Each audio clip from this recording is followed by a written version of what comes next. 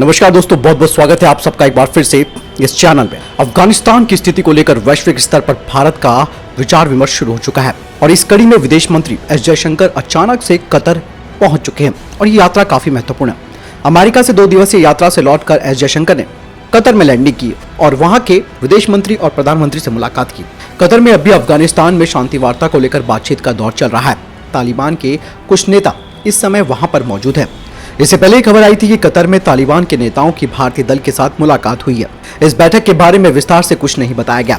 विदेश मंत्री ने खुद ट्वीट कर इस बारे में जानकारी दी और कहा कि अफगानिस्तान के बारे में महत्वपूर्ण विचारों का आदान प्रदान किया गया है। दूसरी तरफ शेख अल-थानी की तरफ से बताया गया है कि दोनों देशों के ऐतिहासिक रिश्तों के साथ ही हाल ही में अफगानिस्तान में हो रहे बदलाव को लेकर चर्चा हुई है। कतर की राजधानी दोहा में अमेरिका और तालिबान के बीच पहले ही बातचीत का दौर शुरू हुआ था। इससे अफगानिस्तान से अमेरिकी सेना की वापसी की राह बनी।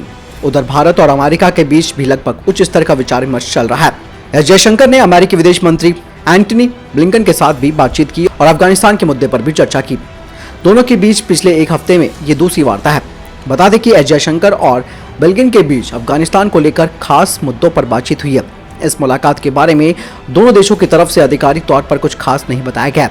ब्लिंकन के विदेश मंत्री बनने के बाद एस जयशंकर उनसे 6ठी बार बातचीत कर चुके हैं।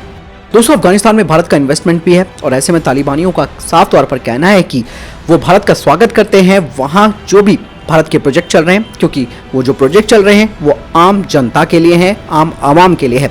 ऐसे में हम किसी भी तरीके से उनको बाधित नहीं करेंगे और भारत यहाँ पर अगर अपना योगदान दे रहा है तो उनका स्वागत है। लेकिन अब समस्या ये है कि तालिबान की कथनी और करनी में बहुत बड़ा फर्क है। ऐसे में ये कयास नहीं लगाया जा सकता कि भाई अगर हमने वहाँ पर अपने प्रोजेक्ट्स फिर से शुरू कर दिए तो तालिबान उस पर क्या रुख अपनाता है।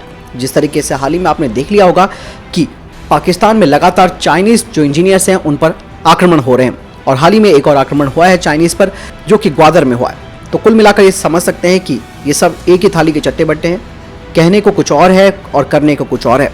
तो इसीलिए भारत चाहता है कि अगर वो काम करेगा यहाँ पे तालिबानियों के साथ, ऑब्वियसली बातें करना तो पड़ेगा ही, तो ऐसे में एक मजबूत समर्थन यूएई से भी लेना पड़ेगा और एज वेल एज अमेरिका से भी लेना पड़ेगा ताकि किसी भी तरीके का प्रेशर इन तालिबानियों के ऊपर बनाया जा सके अगर वो हमारे काम में प्रॉब्लम डालते हैं। आपको क्या लगता है इस बारे में कमेंट सेक्शन में लिखकर जरूर बताएं। मिलता हूं वीडियो के साथ, ख्याल रखिएगा अपना।